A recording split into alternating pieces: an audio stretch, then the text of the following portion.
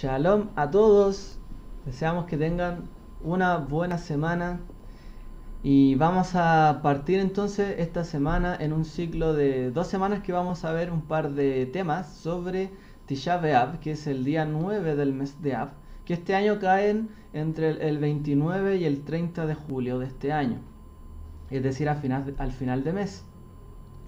Estas fechas son fechas muy importantes para el calendario judío, para la vida religiosa del judío, y no se pueden pasar por alto. En general, estas fechas son muy, dicen mucho para el pueblo judío. Vamos a ver acá. Perdón, aquí voy a ver una cosita. Ahí. Se nos fue la... Ahí sí, la presentación. Bien, entonces vamos a ver sobre Tisha B'Av y los ayunos decretados. Voy a hablar un poquito no contrariando, pero sí vamos a ver un tema de fechas, ya que estas fechas son muy icónicas dentro del judaísmo, pero no están del todo bien planteadas. Es decir, no hay una congruencia entre los hechos y algunas fechas. Esto suele pasar dentro de la tradición judía o incluso de los pueblos, que a veces hay ciertas fechas que no fueron las que se dicen, pero se celebran allí, por algún otro motivo. Entonces vamos a ver cuándo sucedieron los eventos que se anuncian en Tisha B'Av o de los que los rabinos nos plantean que sucedieron en esta época, para que tengamos una buena base de información en cuanto a estas fechas y estos ayunos, ya que estamos hablando de las fechas más grandes, importantes en cuanto a la destrucción del templo y en cuanto a ciertas calamidades que tuvo el pueblo. Entonces son fechas importantes, y si bien manejamos la fecha tradicional, también tenemos que saber qué es lo que nos plantea la escritura alrededor de esto. Así que, perdón, voy a mencionar los saludos atrasados por aquí que salen en YouTube para que todos puedan también escucharlos.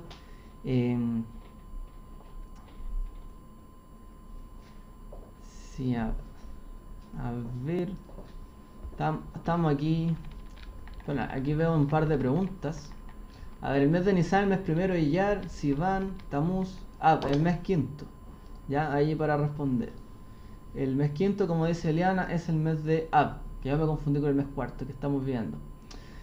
Y aquí Diana también coloca Shavuot Tov, familia Bao, que sea una semana llena de bendiciones para todos. Así sea también para ti, Diana. Bueno, Esteban también coloca Shavuot Tov, comunidad. Y allí tenemos los saludos que quedaban, ¿cierto? Allí pendientes para que no nos perdamos de saludarnos. Es importante en todo este tiempo que estamos viviendo que podamos comunicarnos, contactarnos, saludarnos, abrazarnos, no perder el hilo de cada uno, ya que no podemos estar allí los unos con los otros. Es importante. Vamos a nuestro tema entonces. Como les decía, hay algunas fechas que aquí vamos a ver que nos traen alguna diferencia, ¿ya? Pero es bueno saber todo esto. Bien, como dice acá, los ayunos decretados. Tisha B'Av. Zacarías 8:19 dice: Así dijo Hashem de los ejércitos: el ayuno del cuarto mes, el ayuno del quinto mes, el ayuno del séptimo mes y el ayuno del 10.º mes se convertirán en ocasiones de gozo y alegría, en fiestas felices para la casa de Judá, pero debéis amar la honestidad y la integridad. Es decir, aquí se nos mencionan los ayunos que tienen que ver con el luto, ya sea de, no sé, cuando se quitó la autoridad judía sobre Jerusalén, cuando se mató un gobernador, por ejemplo, y los casos que anteceden a la destrucción de los templos, como el ayuno que pasó el 17 de Tamuz, y también tiene el ayuno del quinto mes, como dice allí, que sería el Tisha B'Av, lo que vamos a vivir en este mes, que ya comenzará, ¿cierto? Esta semana que estamos ya entrando, va a comenzar Tisha B'Av, el 9 de Av. Ya nos queda como 2 semanas, un poquito menos. Así que estos son los ayunos que nos trae la Escritura. Ahora, si bien Zacarías menciona estos ayunos, no dice de qué son los ayunos. No dice cuáles son ni en qué día son. Dice el ayuno del cuarto mes, el del quinto mes, el del séptimo mes y el del décimo mes. No dice qué días son ni qué es lo que se conmemora en esa fecha. Entonces tenemos que buscar otros textos para encontrar esto. Bueno, esto es lo que nos enseña la tradición judía. El Talmud de Babilonia en Ta'anit 4.6 dice lo siguiente: 5 eventos tuvieron lugar para nuestros padres el 17 de Tamuz y 5 el 9 de Ab. Dice así: nuestros antepasados fueron castigados al prohibírseles la entrada a la tierra, después del pecado de los espías. Entonces el primer evento que nos recuerda el 9 de Ab, según el Talmud de Babilonia, es el pecado de los espías y la dura sentencia de dar vueltas 40 años en el desierto. Luego dice, el primer templo fue destruido. Entonces, según la tradición, en el 9 de Ab se destruyó la primera construcción sagrada para el pueblo judío, que fue el templo. Sagrada pero establecida. Recordemos que el tabernáculo era móvil. También el segundo templo fue destruido. Es decir, el templo de la época de Yeshua, ¿cierto? Luego de su ascensión. Betar, la capital de Bar Kokhba, fue capturada. Por lo tanto, tiene que ver con las rebeliones que tenía el pueblo judío contra Roma, que finalmente derivarían en la invasión romana. Bueno, habían otras cosas pasando alrededor de... No es que Israel fuera tan importante para Roma en sí, habían otras cosas pasando, pero de todas maneras es algo que para el pueblo judío fue muy importante, toda esta resistencia que tuvo. La ciudad de Jerusalén fue arada o fue pasada por encima por Adriano para convertirla en una ciudad pagana. Arrasó con Jerusalén y la llevó a convertir en una ciudad pagana. Nuevamente colocando ídolos, pidiendo un impuesto, cambiando el diezmo que llevaban al templo por un impuesto al templo del Zeus, etc. Entonces fueron fechas muy terribles para el pueblo judío. Hasta aquí todo de acuerdo. Pero la pregunta que nos debemos hacer es ¿cuándo se destruyeron los templos? Claro, la tradición dice que en Tisha B'Av se destruyeron los 2 templos, pero tenemos algunas contradicciones. Entonces, la idea es que no nos quedemos solo con lo que nos enseña la tradición, que está bien, hacer un día de ayuno, recordar todo esto, perfecto, pero ¿cuándo fue que en realidad pasaron estos eventos? Para eso tenemos que recurrir a un par de pasajes en las Escrituras que tampoco van a estar de acuerdo. Segunda de Reyes 25, 8 al 10, dice: en el mes quinto, a los 7 días del mes, en el año 19 de Nabucodonosor, rey de Babilonia, vino a Jerusalén Nabuzaradán, capitán de la guardia, siervo del rey de Babilonia, y quemó la casa del Señor, la casa del rey y todas las casas de Jerusalén. Prendió fuego a toda casa grande. Todo el ejército de los caldeos que estaba con el capitán de la guardia derribó las murallas alrededor de Jerusalén. Entonces, este es un hecho documentado no solamente en la Biblia, sino que en los documentos babilonios también existe este episodio y se mencionan los nombres de los capitanes que estaban allí de la guardia y todo eso. Esos antecedentes están. Pero en la fecha del calendario hebreo y otras pueden haber algunas diferencias. Por ejemplo, aquí nos dice la Biblia, en Segunda de Reyes, que fue en el día 7 del mes quinto. Es decir, fue Shiva B'Av, el día 7 de Ab. No fue Tisha B'Av, fue el día 7, según este texto de Segunda de Reyes. Cuando sucedió que vino Nabucodonosor con su guardia y se quemaron la casa del rey, la casa del Señor, el templo, y todo le prendieron fuego. Entonces nos dice Segunda de Reyes que fue en el mes quinto, pero el día séptimo. Ahora, no contento con esto, tenemos otra versión. Jeremías 52 dice, el verso 12: y en el mes quinto, a los 10 días del mes, siendo el año 19 del rey de Nabucodonosor, rey de Babilonia, vino a Jerusalén Nabuzaradán, capitán de la guardia que estaba al servicio del rey de Babilonia, y quemó la casa del Señor y la casa del rey y todas las casas de Jerusalén. Prendió fuego a toda casa grande, y todo el ejército de los caldeos que estaba con el capitán de la guardia derribó todas las murallas alrededor de Jerusalén. Es decir, según la versión del libro del profeta Jeremías, nos dice que fue en el día 10. O sea, aquí tenemos un doble problema. Antes teníamos un problema, no era el 9, era el 7. Pero ahora no es el 9, no es el 7, es el 10. O sea, tenemos 3 fechas diferentes. Por aquí los comentarios que hay alrededor de esto, de por qué están estas diferencias, que probablemente uno de estos textos, ya sea el de Segunda de Reyes o el de Jeremías, es una transcripción del otro. Entonces probablemente es un verso repetido que fue mal copiado por algún copista, o cambiado, o de alguna manera quedó allí mal colocado o en uno o en el otro, o quizás en los dos. No sabemos bien, realmente. De hecho, si ustedes ven la letra Yod, que es el número 10, y la letra Zain, que es el número 7, pueden tener su parecido. Por allí, quién sabe si haya habido un error de letras, o quizás de fechas que manejaban tanto el libro de Reyes de Judá, que tenía que ver con los escritores, y las fechas que manejaba Jeremías o sus discípulos. No lo sabemos bien, pero sí tenemos una diferencia en estos días. Jeremías nos dice que fue el día 10, Segunda de Reyes el día 7. Lo que algunos se inclinan a pensar es que fue el día 7. Perdón, que fue el día 10, perdón, la versión de Jeremías. Ya que es la versión que podríamos decir tiene más respaldo, más copias, y está menos cambiada, ya que el Segunda de Reyes, en general, esos libros son una compilación de eventos que se describen.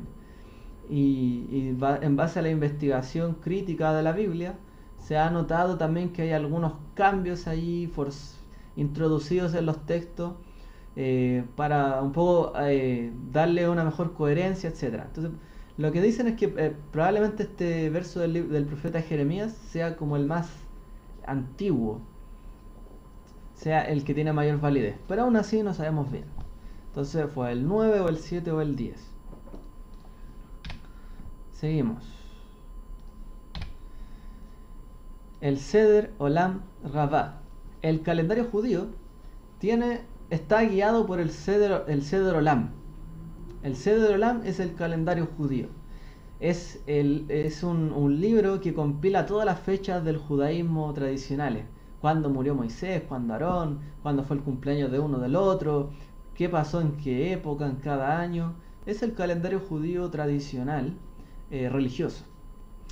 Tiene algunas diferencias un poco grandes con los calendarios griegos o romanos, que más que nada el griego, que ya existía en la época, y los historiadores griegos. Por eso hay algunas diferencias allí que no son conciliables, la verdad. Es bastante complejo ese asunto. Pero para que sepan, el Seder Olam es el calendario judío, en otras palabras. El calendario de los eventos judíos que sucedieron desde la creación hasta los días del segundo templo, prácticamente. Dice así: se enseñó lo siguiente: es posible decir 7 porque ya dice 10.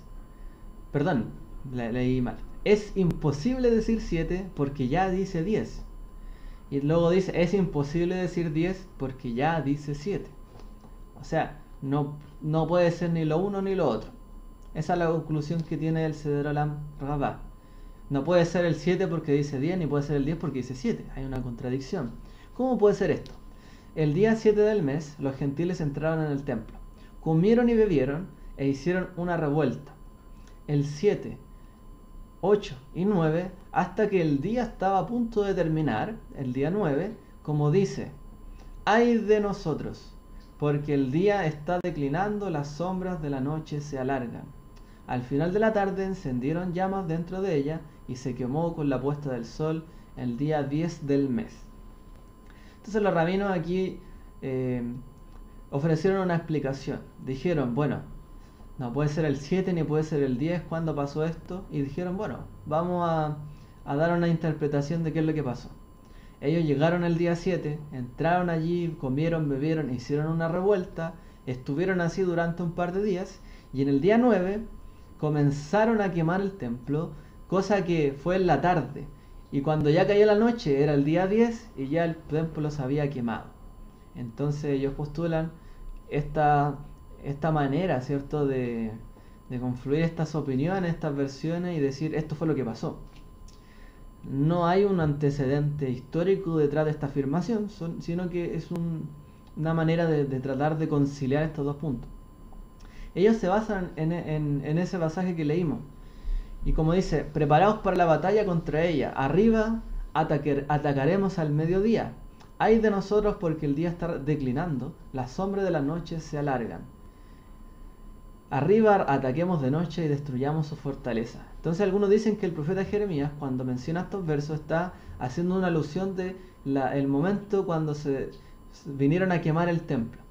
Entonces escucharon que iban a atacar a mediodía, pero realmente pasó que en la noche todavía ellos llegaron a atacar allí y llegaron todos prácticamente antes de caer la noche, veían las sombras y después se quemó el templo en el día 9. Esa es la manera en que el judaísmo concilia este punto. Así que ahí tenemos la explicación judía de qué es lo que pasó aquí. Pero, sin embargo, tenemos otras opiniones también. El sabio caraíta Aarón Ben Elías, el siglo XIV, en su obra Alágica Gan Eden, dice lo siguiente: el ayuno del día 5 se refiere al mes de Ab, como dice, en el séptimo día del quinto mes, que fue el 19º año del rey Nabucodonosor, etc. Pero con respecto a ese mismo mes, dice, el día 10º del mes. Parece que el día 7 comenzaron a quemar el área que lo rodea, el templo, mientras que el día 10 quemaron el templo mismo, ya que ambos pasajes terminan con y quemó el templo del Señor. Por lo tanto, es necesario ayunar ambos días. Entonces, por ejemplo, los caraítas, que son los judíos que guardaban al pie de la letra todo, absolutamente todo lo que hay en la Torá, trataban de seguir todo lo que estuviera allí, no importa que tuviera un error o no, sino que esa es la tradición, es lo que dice, seguimos al pie de la letra. No importa que sea digno de interpretar, no, hay que hacerlo al pie de la letra. Ese era un caraíta. Ellos ayunaban estos 2 días, tanto el 7 como el día 10. Y luego mencionan que los rabinos ayunan el día 9, que es el día en que el segundo templo fue destruido según ellos. Así que ahí tenemos alguna diferencia también dentro del judaísmo. Ahora, pongamos también adentro lo que nos dice Flavio Josefo, que nos dice otra cosa. En su libro La Guerra de Judea, capítulo 6 dice: pero en cuanto a esa casa, Dios la había condenado al fuego hace mucho tiempo, y ahora ese día fatal había llegado, según la revolución de los tiempos. Era el día 10 del mes de Luz, macedonio para Ab, ya es el mes de Ab, pero en macedonio, sobre el que antes había sido quemado por el rey de Babilonia. Entonces Flavio nos está diciendo que fue el día 10 cuando sucedieron estas cosas. Ahora bien, aunque cualquiera lamentaría justamente la destrucción de una obra como esta, ya que era la más admirable de todas las que hemos visto u oído, tanto por su curiosa estructura como por su magnitud, y también por las vastas riquezas que se le concedieron, así como por la gloriosa reputación que tenía de su santidad. Sin embargo, ¿podría tal persona consolarse con este pensamiento, que fue el destino el que decretó que así fuera, lo cual es inevitable, tanto en lo que respecta a los seres vivos, como a las obras y lugares también? Sin embargo, uno no puede dejar de preguntarse por la exactitud de este periodo en relación con esto, porque ahora se observan el mismo mes y día, como dije antes, en el que la casa santa fue quemada anteriormente por los babilonios. Entonces él dice que fue una obra del destino que pasara el mismo día, pero luego se contradice en el libro Antigüedades de los Judíos, donde coloca: habiendo llevado estos artículos, prendieron fuego al santuario en el 5º mes, en la luna nueva, en el 11º año de la realeza de Ezequías, y en el 18º de la de Nabucodonosor. También encendió el palacio y arrasó la ciudad. Es decir, aquí nos dice que fue en la luna nueva. en otra fecha prácticamente. Así que sería como el día 15 prácticamente, hacia allá. O sea, ¿cuándo fue que pasó esto finalmente? ¿Pasó el 10, pasó el 15, pasó el 7? ¿Cuál es la motivación que hay detrás? No quiero venir aquí a resolver la fecha porque realmente hay una contradicción. Pero ¿cuál es la intención que hay detrás de estos textos? Para que avancemos en este asunto. Josefo puede haber adelantado un día la fecha de la destrucción del templo, del segundo templo, para coincidir con la fecha bíblica de la destrucción del primero. O sea, probablemente Josefo trató de ajustar también la fecha de la destrucción del segundo templo para juntarla con la destrucción del primero, que según el profeta Jeremías fue el día 10. Como los rabinos estaban interesados en mostrar que esta destrucción era providencial, es decir, que era un día destinado, y en términos hebreos, los números tienen mucha importancia. Por lo tanto, tiene que ser el mismo día. Tiene que calzar un día. Tiene que haber una fecha que sea significativa dentro de esto, para conmemorar. Quizás porque se puso del lado de los romanos y quería mostrar que Dios también se puso del lado de ellos. Bueno, algunos plantean que Josefo quizás está diciendo que fue providencia divina que se destruyera el templo para no culpar a los romanos, porque él escribía para los romanos. Para no decir que ellos fueron los malvados que destruyeron al templo de los judíos, no, que fue la providencia divina, ya que esto pasó también antes y volvió a pasar, y los romanos son agentes de Dios, en otras palabras. ¿Ya? Probablemente se estaba ahí, no quería quedar mal con Roma. Otra postura. Así, en contra de la intuición, puede ser que la fecha de la destrucción del segundo templo se haya conservado correctamente, no en Josefo, una fuente contemporánea a los eventos, sino en la práctica vivida del judaísmo rabínico. ¿Ya? Entonces, Josefo trata de plantear otra fecha, pero el rabinismo ya sabía de la fecha del 9 de Ab. No es que no lo sabía, ya lo sabían. Pero Josefo, que ya conocía que ellos celebraban el 9 de Ab, quiere implementar que fue el día 10 de Ab, porque allí fue la destrucción del segundo templo, lo más probable. Por lo tanto, trata de juntar la una con la otra, para también darle una intención de que esto fue providencia divina, que fue el mismo día, etc. En general. En resumen, tanto Josefo como los rabinos suscriben la creencia de que los eventos se agrupan en torno a días fatídicos. Es decir, hay una fecha en particular donde suceden cosas malas. Por así decirlo, un viernes 13, como de repente se escucha en Estados Unidos. Una fecha fatídica, una fecha fatal, Halloween, el Día de los Muertos, el 9 de Ab, que todo pasó exactamente en esos días. Y no es que neguemos esto que haya pasado en esos días, en aquellos días, pero la fecha como tal, precisa, no nos calza, al menos dentro de los textos bíblicos. Josefo cambió la fecha de la destrucción del segundo templo por un día en su libro de Guerra de Judea para que coincidiera con la fecha de Jeremías en la destrucción del primer templo. Perdón, ahí yo mencioné el día 15, era el día 9 que postulaba Josefo. Entonces él trata de coincidir con Jeremías. Luego dice, los rabinos hicieron lo inverso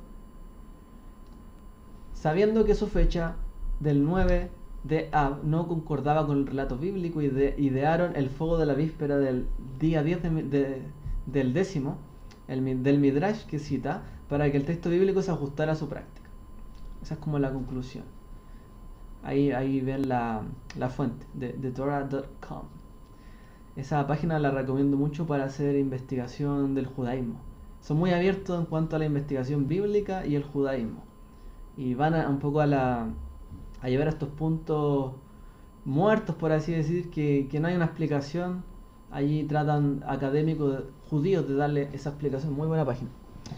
Así que aquí tenemos algunos eventos que pasaron. Muy interesante, ¿no? Bueno, todo esto se desencadena, en un par de prácticas que terminan siendo las siguientes. Según la tradición judía, las regulaciones para el ayuno de Tisha B'Av son similares a las de Yom Kippur, con abstinencia de 5 actividades. Por lo tanto, este día se constituye en un día de luto, en un día de ayuno, de constricción. No se puede comer ni beber.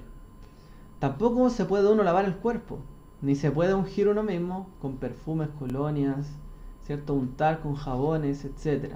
Ni puede usar zapatos de cuero que indican comodidad, ni tener relaciones maritales. Y en la tarde inicial de Tisha B'Av se acostumbra a leer el libro de Eijá, Lamentaciones, a menudo sentado en el suelo en un banquillo. Durante todo el día se prohíbe la alegría del estudio de las escrituras. O sea, llegó a convertirse en un día de realce de mal augurio, por lo tanto en este día no nos podemos alegrar. Este es un día que elegimos prácticamente, que Dios nos proveyó, ¿cierto? Nos dio estas señales y nosotros nos disponemos a soportar o llevar esa carga de estas señales de que este día es un día triste, completamente.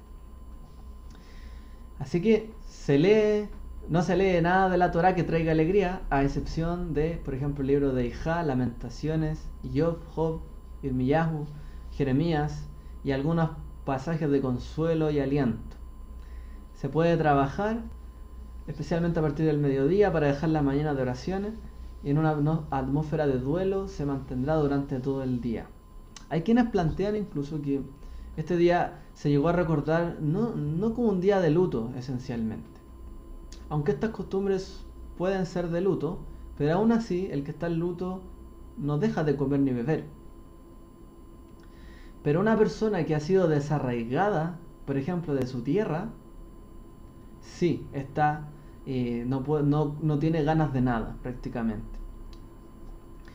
Quizás se parece mucho la condición del luto con esto, pero en general hay un momento donde esta persona lo puede hacer. Pero estas tradiciones aluden mucho más a una persona que está en el exilio, que duerme en el piso, en la piedra, que no tiene dónde quedarse, que no tiene ni comida ni bebida porque le fue arrebatado en la destrucción de Jerusalén. No puede usar nada cómodo porque en ese día se nos fue quitada la comodidad y la alegría. Y tampoco había tiempo, ¿cierto? O ánimo para estar, ¿cierto? Con sus parejas, sus esposos, esposas. Así que hay muchos que postulan que esta fecha, más que ser un día de luto, el Tisha B'Av es un día de recordar el exilio. Ya que la destrucción tanto del primer templo marcó el exilio de Babilonia, y la destrucción del segundo templo marcó el exilio de Roma o de Edom, como se le conoce. Los judíos fueron desterrados de su tierra, fueron arrebatados del templo, y no solo del templo, de sus casas, sus viviendas, su tierra, fueron desarraigados.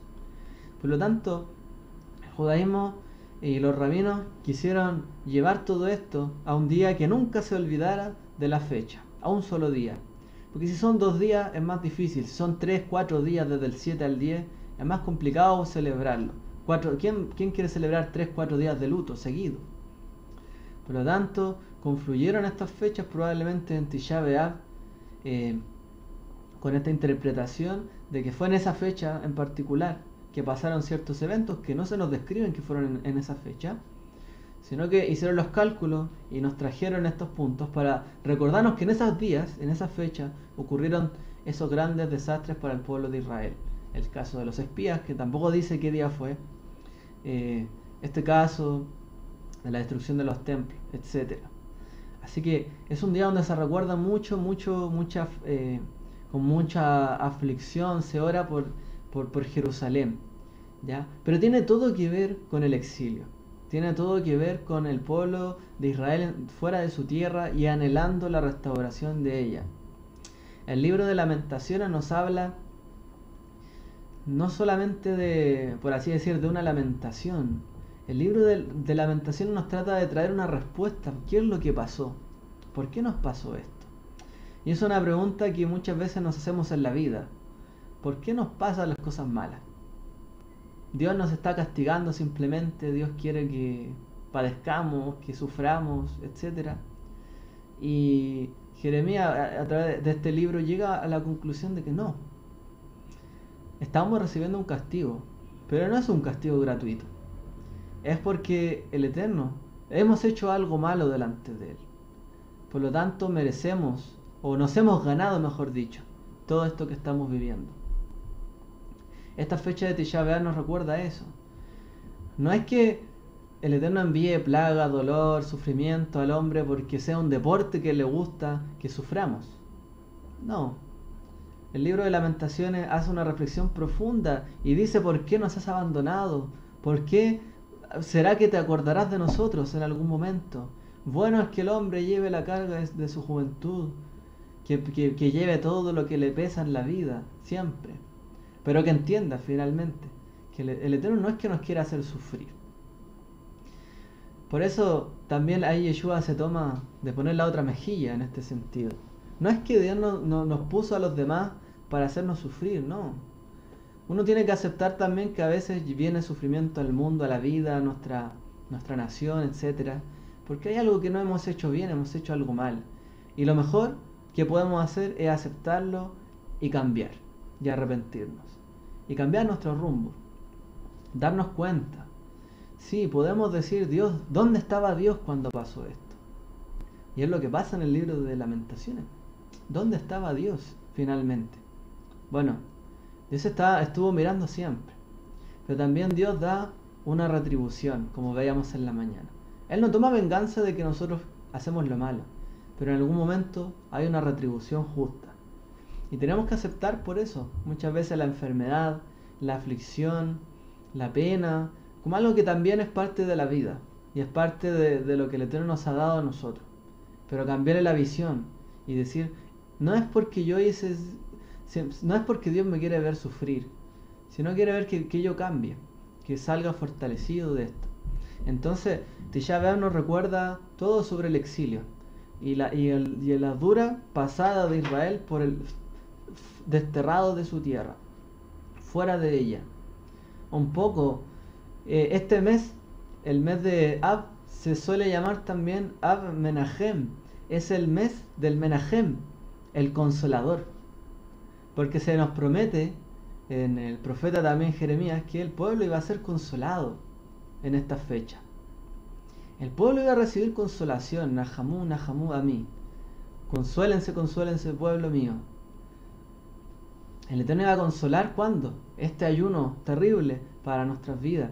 Y Yeshua nos dijo y también prometió a sus discípulos: yo les enviaré el Consolador. Porque ellos también iban a salir de la tierra, venía la destrucción de Jerusalén. Sus seguidores partieron en Jerusalén, Judea, Samaria, y se acabó. Y Israel a los años más ya no existía de la misma manera. De hecho, el mismo Talmud prohíbe circular por algunos lugares de Jerusalén, porque estaba lleno de escombros.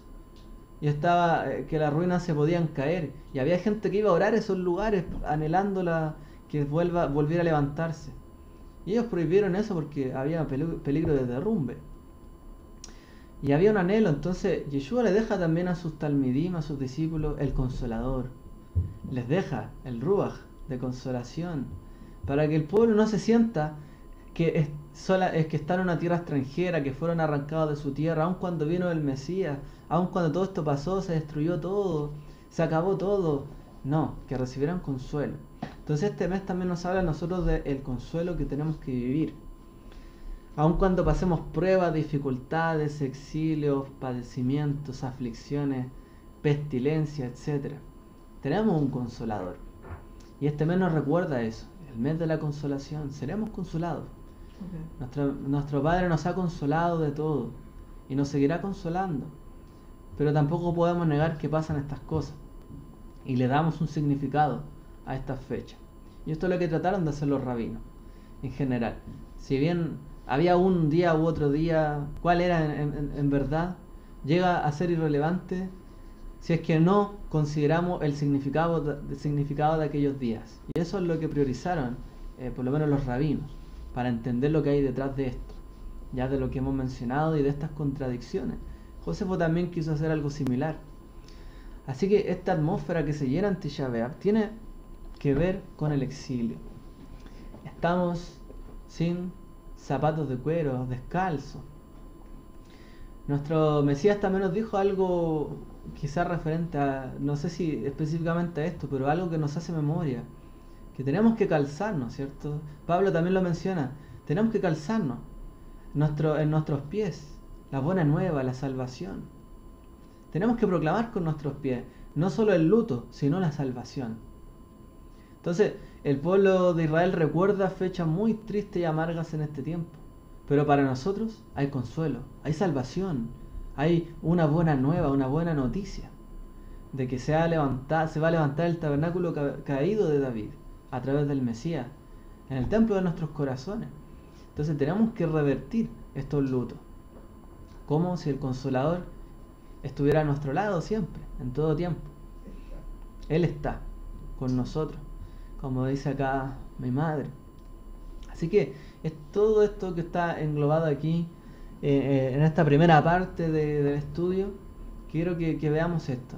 Tiene mucho que ver con el exilio, las cosas que pasamos, la peregrinación fuera de la tierra, los 12 espías, como nos recuerdan los rabinos, en el fondo el vagar por los 40 años en el desierto, el que el pueblo vagara por Babilonia, que vagara por el mundo, en Europa, en Latinoamérica, hasta poder llegar a su tierra y completar ese tiempo de aflicción. Por lo tanto, todo tiempo de aflicción tiene su fin, gracias al Eterno, Baruch Hashem. Todo tiempo de aflicción tiene su fin. ¿Es necesario afligirse en ciertos momentos? Sí, hay momentos en que el Eterno de todas maneras manda pruebas, pero todo tiempo de aflicción tiene un fin, un final.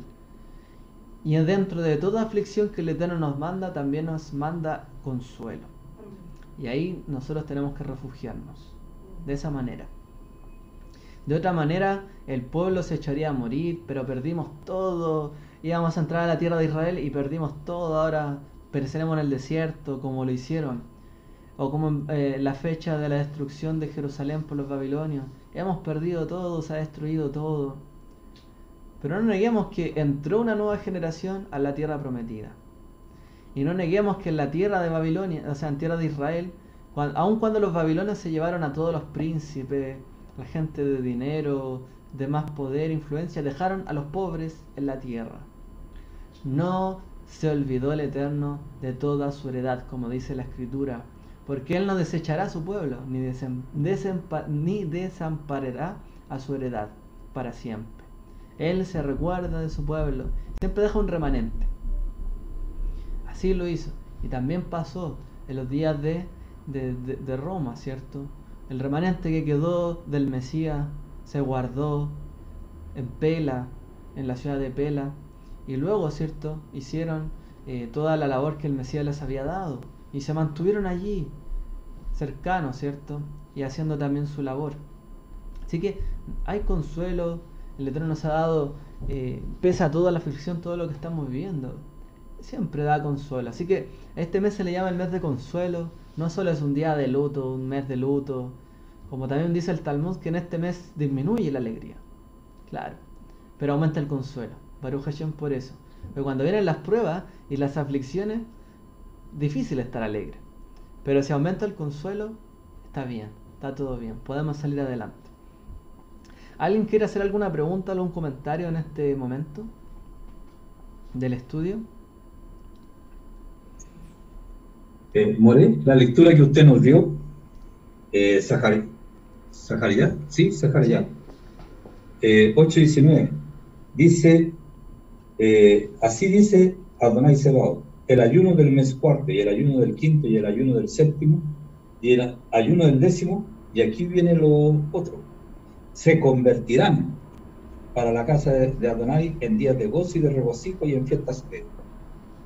Entonces, ahora puede que sean de tribulación, pero en el futuro van a ser de alegría, gozo y reconciliación. Justamente. Y es como el proceso, ¿no?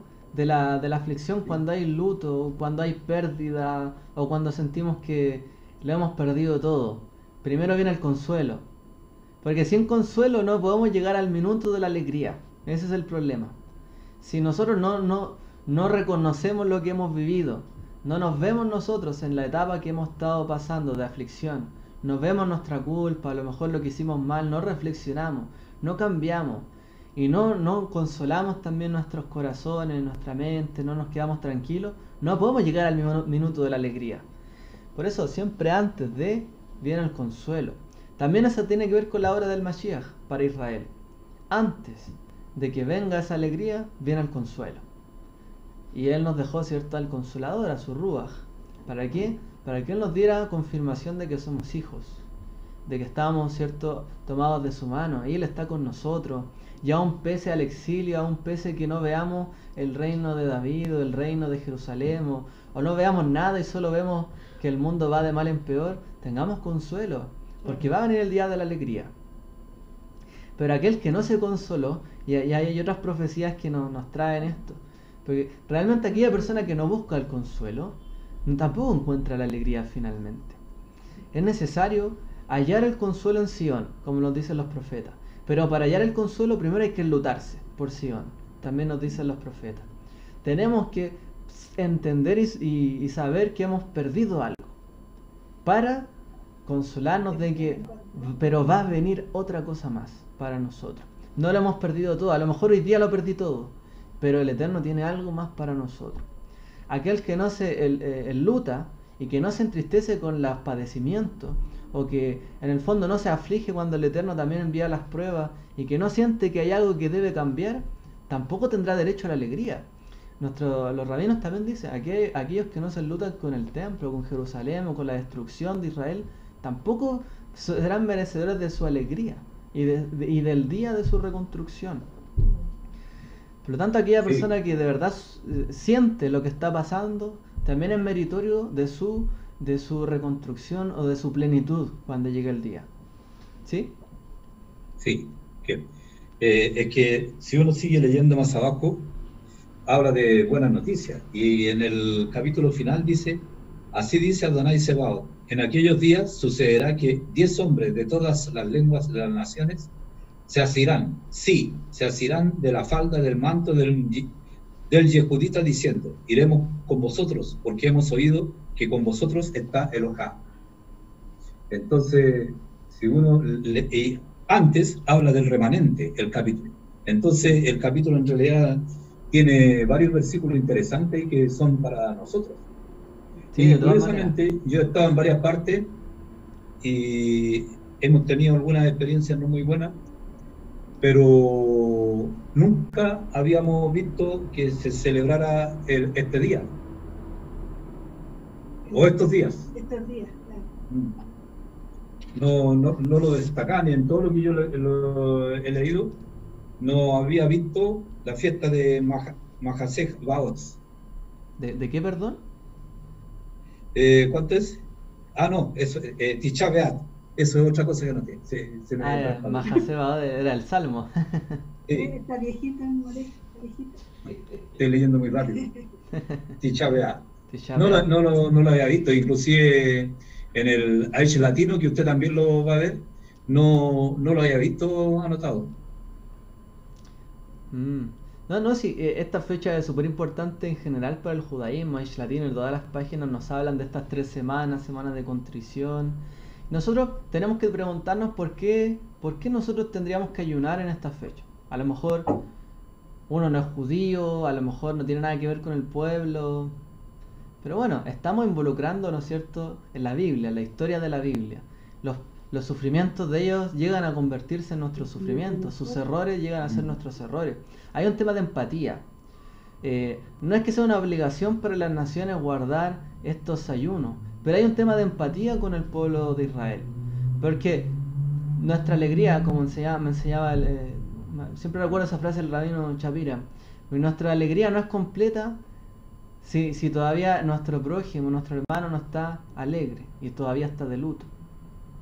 No podemos nosotros celebrar todo a plenitud ni una completa alegría de que viene el Mesías, etcétera, y nunca más a lo mejor entristecerse por una noticia o por las cosas que pasaron en Israel, si realmente el pueblo de Israel sigue allí enlutado con este evento.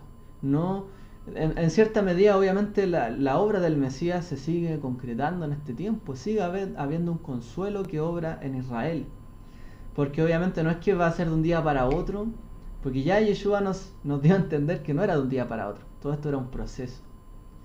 Y justamente, ¿qué es lo que pasa? Que la vivencia de estos padecimientos nos da la antesala a lo que fue el padecimiento del Mesías, de Yeshua. ya que él también iba a ser desterrado, iba a ser rechazado, él iba a ser ignorado, abofeteado y todos los maltratos que recibió. Es un tipo de templo, por así decir. Él, que era su cuerpo, como lo dice el Nuevo Testamento, el Brit Hadashah, él hablaba de su cuerpo que era el templo, como que el templo era su cuerpo, perdón. Por lo tanto, él es como el templo, que también padece, sufre, es destruido, pero luego es levantado. ¿En quién? En nosotros, en nuestros corazones. Pero el Mesías tipifica también esto. Y Pablo también nos reafirma esta idea. Que él debió someterse a los mismos padecimientos del Mesías, que él en todo quiso hacerse semejante, en lo que hizo, en lo que no hizo, en su caminar, en lo que hablaba, en lo que no hablaba, para llevar la carga y el yugo del Mesías. ¿Para qué? Para que su pueblo también alcanzara salvación. Entonces, la destrucción del templo, la muerte de Yeshua nos tipifica este evento prácticamente, de la destrucción del templo y del luto que hay allí. Y la única manera de levantar de este luto, de levantarnos de acá, de volver a reconstruir, es primero hallando consuelo. Y al hallar consuelo podamos nuevamente tener la fuerza para volver, como lo fue los días de Nehemías, ¿cierto? Y Esdras, que ellos reconstruyeron el primer templo. Luego de haber recibido una mano, ¿cierto?, por el rey Ciro, volvieron a reconstruir las murallas de Jerusalén. Luego de que ellos dijeron, hemos pecado, sí, nuestros padres pecaron, hicimos lo malo, ahora entendemos por qué nos pasó esto. Ahora sabemos, ahora que hemos sufrido en carne propia, entendemos lo que hemos hecho mal. Y cuando vino, ¿cierto?, esta noticia a Nehemías, fueron, ¿cierto? No es que fueron todos, no siempre es así, hay un remanente. El remanente fue y reconstruyó el primer templo. Y lo mismo con el Mesías. Todos los que estuvieron esperando, guardando en el Mesías, pero finalmente vieron que se destruyó, murió, pero luego siguieron confiando y vieron su resurrección y recibieron el Consolador, pues siguieron adelante para reconstruir este templo que era el cuerpo finalmente de todo Israel o de los creyentes, que somos todos nosotros, el cuerpo del Mesías. La misión de nosotros también como seguidores de Yeshua es reconstruir el templo, el cuerpo del Mesías. ¿Y cuál es ese cuerpo? Nosotros, las personas. No solo un templo físico, sino cada uno de nosotros, como dice Apocalipsis también, que ese templo eran las personas mismas, que conformaban Jerusalén. Todos nosotros éramos parte de esas piedras. Entonces, el Eterno quiere levantar, a través de Yeshua nos ha enseñado esto, también el templo que somos nosotros, y todo el cuerpo. Pero para eso también tenemos que pensar y ver cuáles son los padecimientos a los que hemos sido sometidos, para ver también, recibir el Consolador y qué es lo que el Eterno quiere que reconstruyamos. Por eso dice el libro de Jeremías que Él ha dado su espíritu, el espíritu del Señor está sobre mí, ¿cierto? Me ha llamado a proclamar libertad a los cautivos, a ungir, etcétera, a ayudar al pobre, y dice también a reparar los escombros de muchas generaciones, a reparar también los muros y los escombros, a levantar lo que se había caído. Y esa también es una misión del Mesías que nos deja a nosotros. Pero para ello tenemos que entender que hay algo que se cayó, hay algo que se derrumbó. En la historia de Israel fue el templo, y eso fue por algunos motivos que vamos a ver la otra semana. Ya, y fueron por motivos del odio, motivos finalmente de los pecados contra la tierra, de no obedecer la Torá y de irse en pos de otros dioses. Cuando el pueblo de Israel recapacita en esto, es capaz de volver a levantar los escombros. Pero aquella persona que no conoce su pasado, jamás va a levantar los escombros del pasado. Va a preferir hacer un nuevo edificio, sin importar si vuelve a construir en la arena, o si vuelve a hacerlo tan no sé, ligero que puede volver a caer. Ese es el error de construir no en base a lo que pasó o conociendo el pasado. Si nosotros obviamos eso, nuestro edificio se vuelve a caer. Y quizás ha sido un problema de por qué en la iglesia no se ha hallado tanto éxito en cuanto a todo este tiempo que ha tenido la iglesia concedido, ¿cierto?, para que las naciones también vuelvan. Porque tampoco han visto estas cosas. No se han asociado con Israel y el padecimiento. Han preferido escudarse en el mensaje de la gracia que han recibido, que está muy bien esto, pero no viendo lo que se había perdido, sino que ellos lo perdieron porque ellos son los malos, los pecadores, y ahora somos nosotros. Pero luego vuelven a cometer los mismos errores porque no conocen la historia y no empatizan con Israel en esto. Entonces nosotros tenemos también fuertes motivos para empatizar con el pueblo judío en cuanto a estos ayunos. Y tiene que ver con esto, reconocer. Reconocer que hubo destrucción del templo tiene que ver con reconocer que hubo padecimiento del Mesías. Porque la salvación no vino de una manera tan fácil, sino que vino con dolor y con dolores de parto, así como lo fue con el templo y la luz que había hacia las naciones. Todo esto lo padeció Israel también, y lo ha padecido la iglesia también, en las persecuciones, los creyentes, etc. Tenemos que aprender esta lección. Así como Israel nunca olvida y recuerda, pues nosotros también tenemos que recordar para no volver a caer en los mismos errores. Y podamos realmente tomar, ¿cierto? Y que el Consolador nos acompañe en este camino para volver a reconstruir el templo que es su cuerpo, finalmente. Con todo lo que hemos visto, More, y lo que nosotros escuchamos de los estudios, me hace con estas cosas así, de los arrepentimientos y del camino que el pueblo tiene que recorrer. Lo resumiría en un dicho goín que dice: el que ríe último, ríe mejor. Y realmente el pueblo de Israel va a reír mejor cuando llegue el último. Sí, es cierto. Porque a lo mejor no se ríe de buena primera, primero entiende lo que está sufriendo. Se somete al padecimiento, como dijo Yeshua, pon la otra mejilla. Recibe lo que te está viniendo del cielo en el fondo. Si hay alguien que te está afligiendo, bueno, recíbelo y bendícelo. Es difícil. Eso lo dice también el profeta Jeremías en el libro de Lamentaciones. Eijá nos dice finalmente. Pero también tenemos que ver allí que al final, como dice usted, aquel que de verdad vio, se afligió, vio la realidad, entendió, cambió, tendrá éxito y tendrá la alegría postrera. Y eso es lo que le ha pasado a Israel quizá entre todo este camino largo que ha sufrido en este exilio. ¿Que quién triunfó? ¿Los que quisieron destruir a Israel? ¿O Israel que volvió a su tierra? Finalmente. Y ahí vemos un gran, ¿cierto? Un gran caso de cómo el Eterno realmente aquellos que... y todo se debió también en parte al holocausto. Fue una herida tan grande que le llegó al pueblo judío, que dijeron nunca más vamos a olvidar. Vamos a recordar, vamos a tener presente nuestro pasado, lo que hicimos mal, pero sobre todo que tenemos que cuidarnos entre nosotros, que no podemos odiarnos los unos a los otros, sino apoyarnos, somos un pueblo, y en un día, como está escrito, se levantó una nación, prácticamente. Porque la declaración de independencia de... ¿cómo que se llama? De David Ben Gurión, fue de un día para otro. Y como fue un día para otro, sus enemigos no les gustó, inmediatamente atacaron. Pero Israel prevaleció, porque había aprendido esta lección. La iglesia también tiene que aprender esto. Los creyentes tenemos que aprender esto. Todos estamos en el mismo camino finalmente. La vida puede ser muy buena siempre en muchas cosas para nosotros, pero en otras también tendremos que afligirnos. Pero tenemos que aceptar con amor cuando son padecimientos que vienen del cielo o que vienen de parte del Eterno. Tenemos que padecer con amor, entender que todo viene de Él, nada sale de Él, y finalmente todo es con un propósito. Y como decía nuestro hermano, reiremos al final de todo. Llevarán, como dice el Salmo, sus gavillas, irán segando, recogiendo, irán cantando con alegría. Y subirán con alegría a Sion, dice, de todo lugar. Así que podamos recibir ese consuelo también en este tiempo que estamos viviendo. Tiempos difíciles, pero bueno. Así es. Hay un comentario y dice: ¿vas a compartir esa para allá con nosotros? La de la mañana, sí, la voy a tratar de subir más tarde o mañana.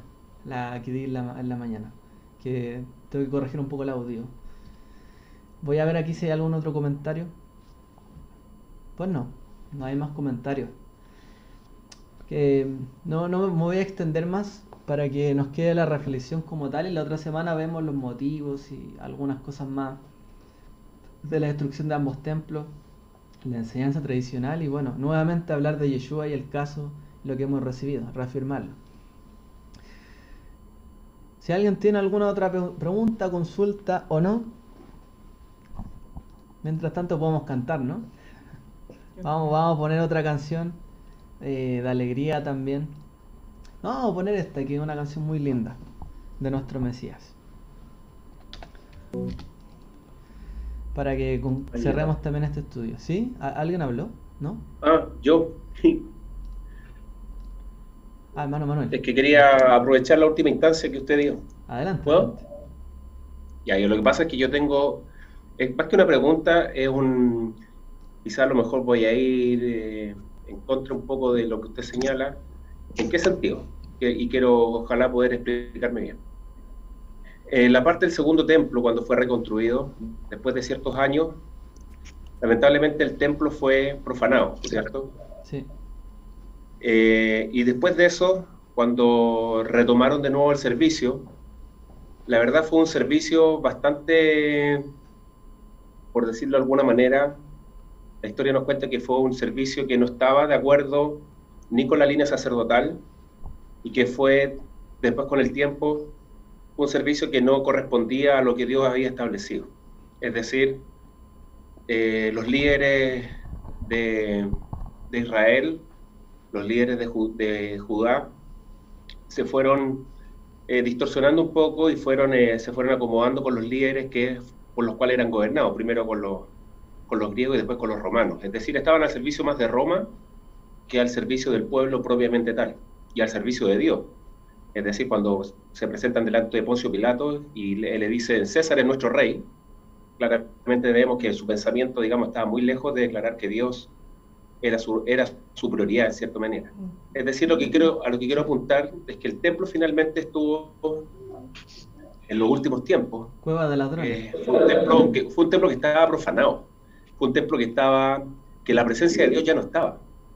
De hecho, no me acuerdo en qué festividad era que se ponía un cordón en las puertas del templo y tenía que cambiar de color, de blanco a rojo carmesí, Sí.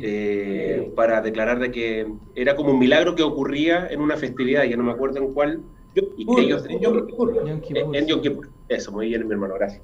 Hay varias Y cosas que eso ya no ocurrió nunca más. en esa época, sí. Es decir, a lo que yo quiero apuntar es que hoy día recordar un templo que en realidad ya no tenía la presencia de Dios, un templo que fue destruido por los mismos errores que cometió el pueblo, es como llorar un poco sobre la leche derramada. Es decir, y voy a ocupar un chilenismo, yo me equivoqué, la embarré, hice un montón de cosas que no debería haber hecho, pero hoy día me lamento de ese lugar físico. Quizás más que lamentarse de mis propios errores, de mis propios hechos, por los cuales llevaron para que ese lugar físico se destruyera. Sí, ese último ahí punto, a lo mejor tengo esa... Sí, es que ese como último que punto llorar que hoy día menciona, por algo que a lo mejor yo mismo provoqué, lo mismo yo dañé, no sé si me entiende. Sí, el último punto que menciona es la posición rabínica finalmente. Porque como usted dice, claro, vamos a llorar solo por un templo, algo físico, no. Los rabinos también dicen, cada generación donde el templo no es reconstruido es culpable también de la destrucción de los anteriores templos. ¿En qué sentido? Que nosotros tampoco no hemos sido una generación arrepentida que permita que esto se pueda reparar o se pueda volver a levantar en sí. O sea, es como que también estuviéramos haciendo lo mismo que ellos. Entonces el problema no es, como usted dice, en sí el lugar físico, el templo, la añoranza a lo mejor de como dice, del sacrificio, del sacerdocio, etcétera, todo eso, que por supuesto es parte de la Torá, está bien, sino como dice, está centrado en la misma persona. ¿Qué es lo que yo hice? Entender qué es lo que hicieron mis padres, en el caso de Israel. ¿Qué hicieron mis padres que también condujo a esto? ¿Y qué estoy haciendo yo? ¿Estoy cometiendo los mismos errores que ellos? Finalmente, como dice usted, aunque el templo no era lo que debía ser, no ese es el punto, sino que el templo era el corazón de Jerusalén y de la vía de adoración de Israel. Si el lugar, el corazón, el centro estaba mal y pervertido, pues todo lo demás estaba mal. Y ese era el problema. El problema no es que eso estuviera mal, es que lo demás estaba mal. Y jamás, Yeshua se opuso porque él tenía una actitud diferente. Entonces él podía plantarse quizá con una actitud opuesta, ¿cierto? En todo lo que estaba allí pasando. Y fue valiente y lo hizo. Porque él había corregido eso. Entonces denunciaba lo que ellos eran hipócritas. En cuanto a nosotros, antes de llegar a eso, primero tenemos que entender No, qué es no lo que está en hicimos vivo. mal nosotros o qué es lo que seguimos haciendo mal nosotros y que finalmente termina provocando o fueron los mismos errores que provocaron la destrucción de aquel entonces del templo y finalmente era lo último que le quedaba a Israel de la vida espiritual tan grande que había tenido en el pasado, que era el templo. No había un vestigio más evidente de la presencia de Dios que el templo. Entonces terminaron por perder lo último, ya lo que se arraigaban. Y ese es el problema. Pero como dice usted, claro, no se trata de llorar, oh, destruyeron el templo y tengo un luto. Por eso mencioné que más que ser un luto, nos habla del exilio. Porque cada vez que pasó eso, el pueblo terminó en el exilio. Y tuvo que decir qué fue lo que pasó, por qué estoy acá, por qué día parar acá. Reflexionar y tratar de volver nuevamente a reparar lo que se había hecho mal. Ese es como el final de esto. Más que levantar algo físico, etcétera, como ha mencionado, no, es que realmente reparemos aquello, que tiene que ver con nosotros, finalmente. No con el pecado de que no llorar porque ellos pecaron así y así. Bueno, se recordará, como en Yom Kippur se recuerdan todos los pecados y los errores, pero obviamente cada uno va a tomar el peso de lo que uno ha hecho. Y en el caso de, como yo lo llevé al tema del cuerpo del Mesías, bueno, cada uno tiene que ver en qué no estoy yo contribuyendo al cuerpo del Mesías, a que sea levantado en su plenitud, a que llegue a la estatura del varón perfecto, finalmente. ¿Qué es lo que yo estoy haciendo en favor de eso o en contra de eso? Y también nos lleva a la reflexión de, en un momento se puede destruir como se destruyó lo otro. Y lamentablemente estas cosas pasan y son cíclicas y se vuelven a repetir. Por eso la reflexión no está de más. El recordar no está de más. Pero como dice usted, claro, llorar sobre la leche derramada no es el propósito, sino realmente hacer una auto inspección de los errores, de lo que yo puedo cambiar, finalmente. No sé si Ariel, está allí. Traté un poco de tomar lo que usted mencionó al final y que más que nada por allí va la reflexión. ¿Había alguien ¿puedo más? opinar? Sí, Ariel. hay dos personas que quieren comentar. Ya, hermano Manuel, hermano, pregunte. Yo soy David, no Manuel. David, sí, me equivoqué. Lo José aclaré. David Díaz. No, está bien. Mira, quería solamente recordarle al hermano que decía que ellos no habían celebrado Tisha B'Av. Quería comentarle para que pueda tener en mente también que se conmemora en Tisha B'Av. Mira, dice clarito acá que Tisha B'Av es el 9 de Aviv, es un día de ayuno y oración para el pueblo judío, ya que se conmemoran 5 tragedias. Sí. 1. Durante el tiempo de Moshe, los judíos en el desierto aceptaron el reporte calumnioso de los espías y se emitió un decreto prohibiéndoles entrar a tierra de Israel, el cual los llevó a vagar en el desierto 40 años. Después dice la segunda tragedia que justamente ocurrió también en Tisha B'Av. El primer templo fue destruido por los babilónicos y Nabucodonosor. Otra tragedia. El segundo templo fue destruido por los romanos, la tercera tragedia, en el año 70, después de la era cristiana, antes. Y después dice la cuarta tragedia. La revuelta de Bar Kokhba fue vencida por el emperador romano Adriano, el año 135, después de la era común. Dice la quinta tragedia. El monte del templo fue socavado y Jerusalén fue reconstruida como una ciudad pagana. Dice también que ocurrieron también otras desgracias en la historia judía, coincidiéndolo con el 9 de Aviv, incluyendo la expulsión de los judíos de España en el año 1492, Sí, también. el estallido de la Primera Guerra Mundial en el año 1914, y la deportación en masa de los judíos del gueto de Varsovia al campo de exterminio de Treblinka en el año 1942. Parece que se hace un ayuno en recordatorio de todas estas desgracias que nos han ocurrido a nuestros padres, sus hermanos en tiempos pasados. Sí, nosotros mencionamos los primeros 5 ahí añadió algunos más. Y es correcto. Sí. Yo al principio comencé hablando un poco de las fechas, que la Biblia dice que es el día 7, el día 10. Finalmente terminó un consenso de celebrar el día No 9, es David. pero como de Ab, no, el mes de Aviv es el mes de Nisan, es diferente. Este es el mes El de 9 de Ab, Ab. ¿ya? Hay una pequeña diferencia. Entonces, Sí. pero claro, como usted suma a todo esto, no fueron las únicas cosas que pasaron. O sea, Sí. si uno pudiera decir, bueno, a lo mejor es irrelevante la fecha, pues no, pues muchas otras cosas también sucedieron y volvieron a repetirse justamente para... Y es como leer la Biblia nuevamente.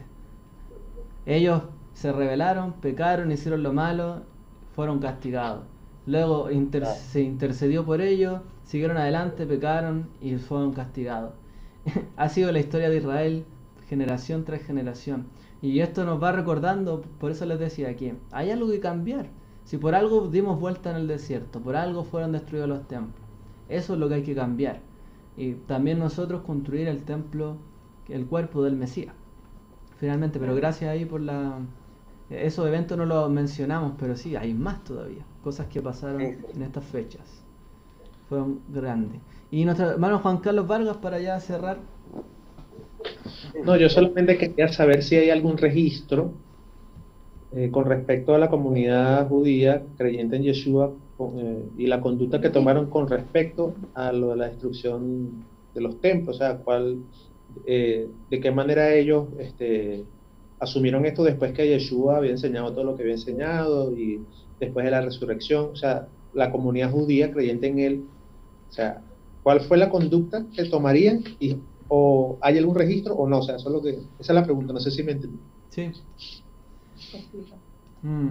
Difícil pregunta porque realmente después de la destrucción del templo y del siglo III, cuando ya la iglesia empieza a tomar el lugar de los judíos creyentes, ellos se divorcian de todas las que son las prácticas y para ellos el templo no tiene mayor significado porque ellos ahora son la iglesia, el lugar de Pedro, ¿cierto? La fundación, ellos ahora son lo que es válido. Muchas declaraciones hay de los padres de la iglesia contra estas fechas, pues de hecho ellos los dicen que son gente que lloran, que se enlutan todavía en cosas pasadas, que no tienen ninguna validez y no se compadecen o no empatizan con esta fecha en particular. Estamos hablando de la iglesia incluso más primitiva. Ahora, el Brit Hadashah es un poco difícil de ver porque la mayoría algunos libros están escritos antes de la destrucción del templo y otros están escritos después de la destrucción del templo. Lo que sí se puede apreciar, porque no hay una referencia tan clara, por lo menos de este asunto, ni tenemos otros textos que nos hablen tanto de esto, de que sí ellos le dieron mucha importancia a lo que hablamos del cuerpo del Mesías, que nosotros ahora éramos el templo, que nos centráramos en eso, en nosotros cambiar, en el cambio profundo e interno de los corazones, más que en lo físico que ya estaba corrompido, que era evidente que se iba a destruir, entre otras, por decirlo de otra manera. Ellos se centraron en el cuerpo que era el templo, finalmente, y esa fue como su doctrina.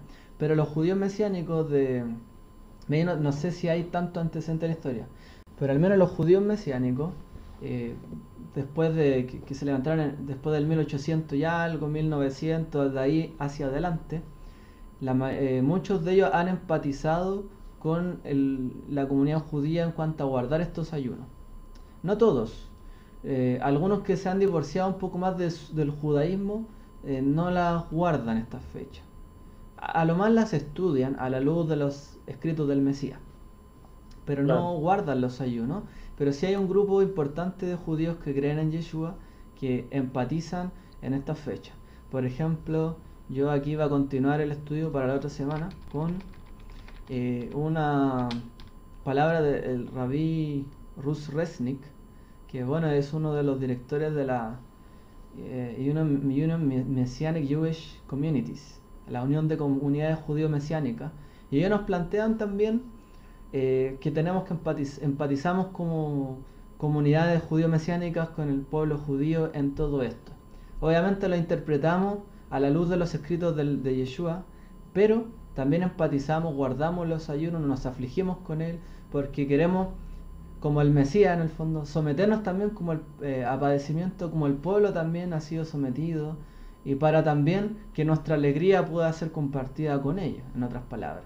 Así que también últimamente se ha empatizado mucho de parte de los creyentes judíos, pero no hay tantas fechas porque los judíos que creían en Yeshua terminaron o en la iglesia o en un minuto no supimos mucho más de ellos.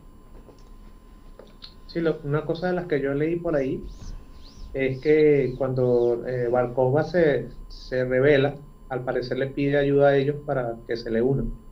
Y ellos están con la cuestión de que no, nosotros estamos enfocados en lo espiritual, en el cuerpo, que nadie no lo apoyaron. Eso lo cuentan mucho también los rabinos. Sí, Bar Kokhba obviamente buscó gente, pero los seguidores de Yeshua eran pacifistas. Claro. Y si habían gente que antes era más violenta, bueno, Yeshua les dijo no, esto no se hace de esa manera.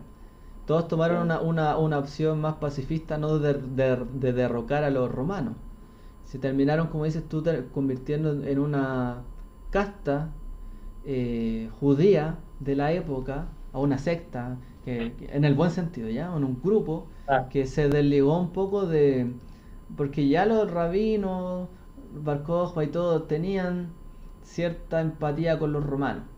Con la destrucción del templo y todo eso, los rabinos se arreglaron por allí para seguir en su sinagoga y todo eso, siguiendo en el imperio romano. Se abuenaron también para no perderlo todo.